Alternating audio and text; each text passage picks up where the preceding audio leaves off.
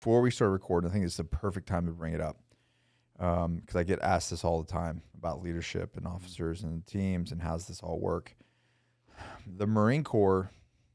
This is Nick's opinion. I'll let you kind of say your side of it. I feel like the Marine Corps teaches officers that they're automatically smarter, better than enlisted. 100%. And so when a young officer gets to a team, let's say even a lieutenant, they immediately look at the platoon. And I'm talking ground side. Yeah. They immediately look at the platoon and go, I know what to do. I'm in charge. I'm the leader. And essentially you're a Lance Corporal with butter bars or silver bars. Yeah, with better pay. That's what you are. Yeah. But like you were saying, you're like the Lance Corporal's been promoted. Yeah, the Lance Corporal, you're right. But that's that platoon sergeant or that squad leader has exponentially more experience. So much more. Especially a time when like you and I were coming up. Yeah. Like they've been multiple deployments. Multiple combat deployments. So now you get on the special operations side, you get an officer that comes into a team, and you have in my experience, you've had two types of officers. You have officers that come in, and as a true leader, they sit back and they listen and they watch and they trust the experience of their team's leadership. Right. Meaning the team chief, the ops chief, that sort of thing. Or you have the other one that's like been basically brainwashed by the Marine Corps and TBS that they are coming in and they're the team leader and they're in charge and they know everything. Yep. So, do you think that's an accurate statement? Yeah, I think it is. I think there's a third in there as well, and I think that's the team commander who comes in and forgets that he is the team commander, and like he will fully just be one of the guys. Yeah, you can't be that either. There's that balance, right? I think MARSOC does a decent job with. By that time, you're a little bit more senior. Now it's a little bit different because, we'll get an entire class at ITC where nobody's deployed except for maybe a MEU. Yeah, I mean, it's not my time anymore. It's a completely different. But that's what you'll see now because going into peacetime, deployments just aren't there. Yeah, that's nobody's fault. Like that. That's just. It's not mean you're lesser of a man or you're like. No, that just is the times. That is the times. Yeah. So MARSOC does a really good job of weeding those guys out who are just going to be completely bullheaded and just take over a team. And when you're going through ITC, your instructors will constantly. I mean, 99% of your instructors are all enlisted. Yeah. The officers are really just the heads of the SOTCs, right? So your interaction with them is, I don't want to say limited because you will interact. Like I interacted with my students quite a bit. I taught some classes. The officers get pulled aside to talk about officer-specific things. And for the most part, especially now, as MARSOC has evolved, it is very much, hey, your guys know what they're doing. You need to trust them, right? Now, you can't give up the responsibility. That responsibility still falls on your shoulders. Yeah, for good or bad. Right. But you can delegate a lot. Like the authority and the responsibility is still yours, 100%. But you can delegate a lot of the actual roles to your guys, and you should. Yeah.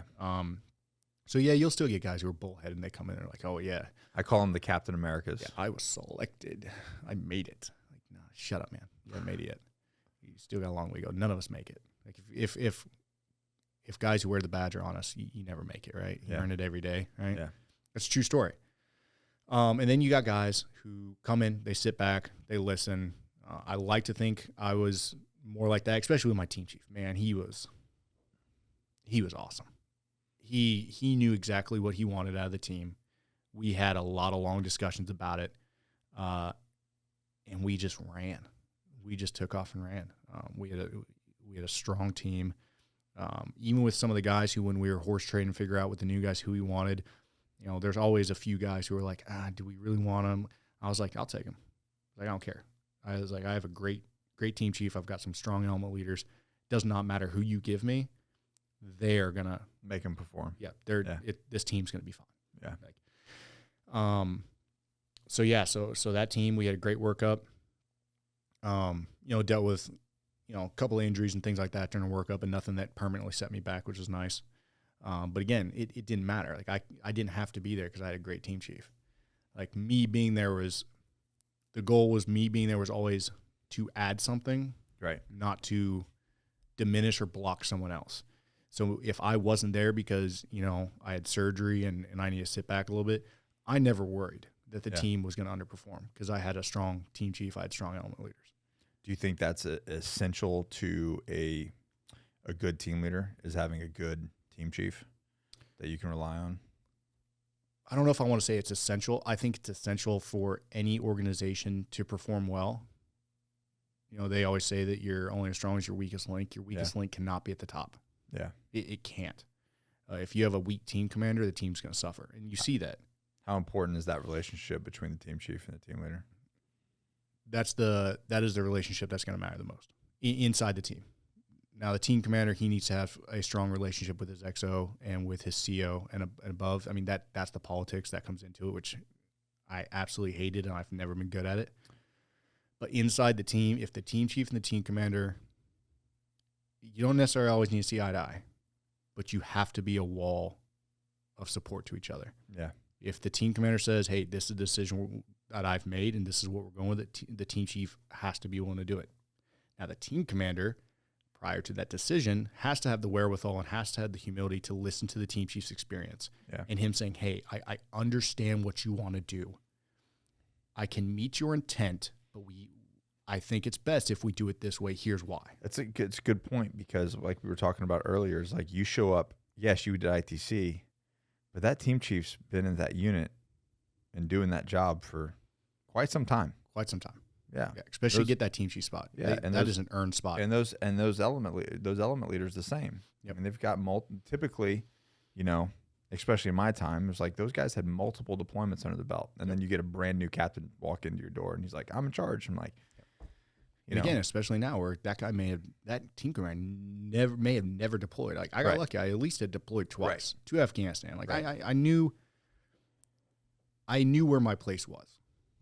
But now I don't know if you'll see more Captain Americas or not. I hope not. We had quite a bit.